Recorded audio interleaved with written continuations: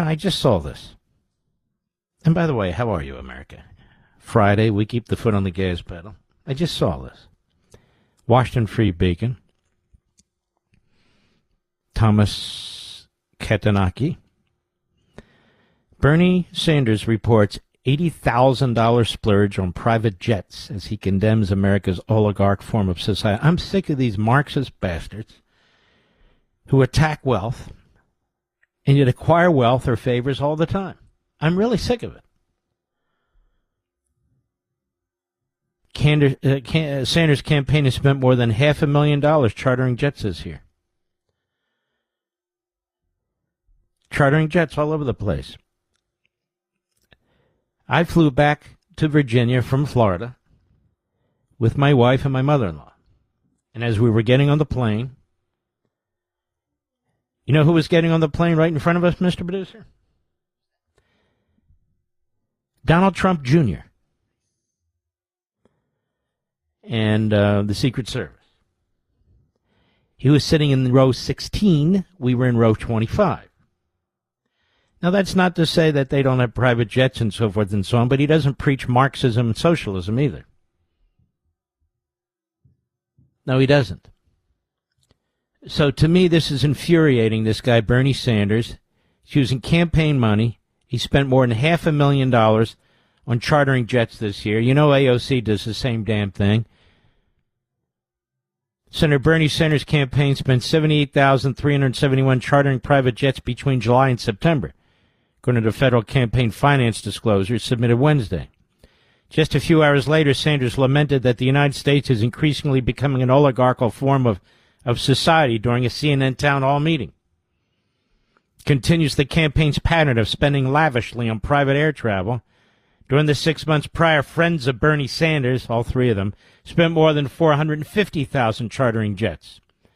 Sanders has been unapologetic about his use of private jets. He scoffed when Fox News anchor Bret Baier asked him about a Washington Free Beacon report highlighting his spending on private jets during an interview in May. You think I'm going to be sitting, waiting in line at United, waiting while 30,000 people are waiting, Sanders said? Listen to this guy, man of the people, right, Rich? That's what I do. If people are in line, I'm in line. Commercial. It's called flying commercial. It's the only way to get around. No apologies for that. That's what campaign travel's about. We've done it in the past, and we'll do it in the future. Campaign travel, he's not running. He may run at some point. He's flying all over the country. It's unclear whether Sanders feels the same about his campaign staffers.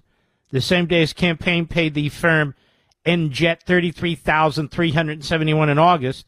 For example, it also spent $30,629 on commercial airline tickets. Overall, during the 3-month period ending in September, it spent more than $50,000 on commercial airfare from American and all the airlines. So he's spending tons of money on commercial airfare for his staff. He goes private. He's spending over $500,000 so far this year. Friends of Bernie Sanders, it appears, has primarily chartered private jets to transport the senator to stops along his Fighting Oligarchy tour. This is sick. A series of political rallies featuring him and Sandy Alexandria Ocasio-Cortez. I thought you'd be on your game with that music, Mr. Producer. All right. The tour, it's fair enough. The tour began in February and has included 35 stops across the country, including most recently a rally in New York with, of course, Zohran Mamdani, another millionaire, had his wedding in Uganda, a wall and fence around the home, multi-million-dollar home. These people are a joke.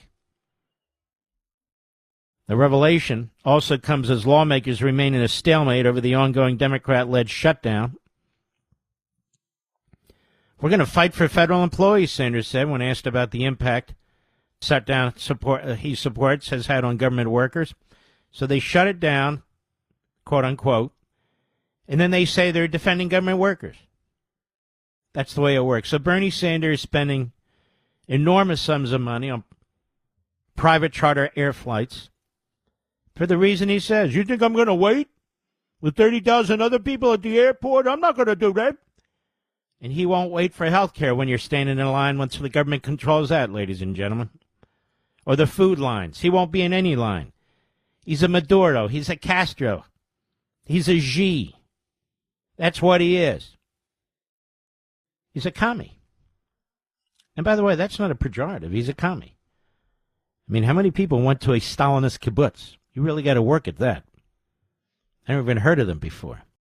Folks, I have a question for you. Do you believe America's best days are still ahead? With the 250th anniversary of the signing of the Declaration of Independence coming up in less than a year, my friends at the Heritage Foundation are taking stock of the current situation, and they need your input. They've launched a survey on America's future to gauge how Americans feel right now about where we are as a nation and where we're headed in the next 250 years. You know, for decades, your American values have been under attack, but now, with President Trump's administration in office, we have an opportunity to turn the tide and usher in a new golden age for America. But the Heritage Foundation needs to hear from you. What policies do patriots like you most care about? What do you believe are the defining principles of America? What legacy do you believe we should pass on to the next generation? Please visit heritage.org/Levin today and share your feedback and help shape the future of America. That's heritage.org/LEVIN. Paid for by the Heritage Foundation.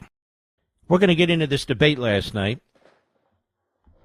By the way, are we being heard on WABC right now, Mr. Producer? Will you check that out, please? Okay, let's check that out. I do understand why they wanted to run the debate, of course.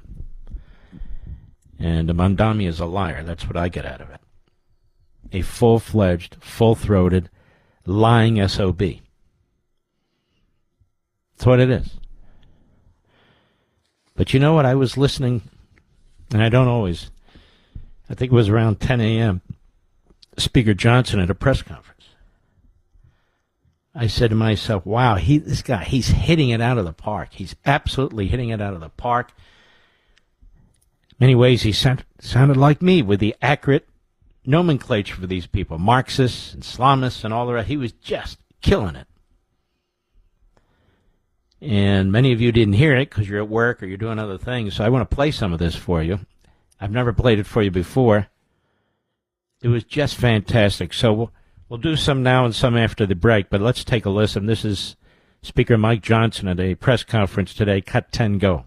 It is so difficult to be a happy warrior when you know that so many millions of American people are suffering, being made to suffer unnecessarily because of the Democrats' political games. If you're keeping count at home, we're on day 17 of the shutdown. The Democrats have now voted for the 11th time to keep the government closed. 11 times now. They've refused to just do their basic job, get the government going again, making sure that federal employees are paid, that our troops are paid, Border Patrol agents, TSA agents, air traffic controllers, and everyone else who relies upon the vital services of our federal government. They're being denied that because Democrats in Congress are playing games. 11, go. Now, tomorrow, the Democrat leaders are going to join for a big party out on the National Mall. They're going to descend on our Capitol for their much-anticipated so-called No Kings rally.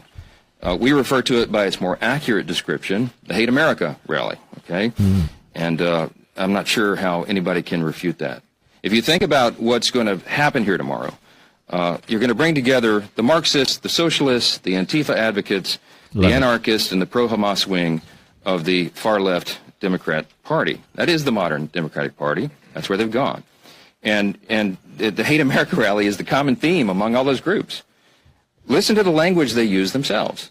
Many of them don't like living in America. They hate capitalism. They hate our free enterprise system. They hate our principles.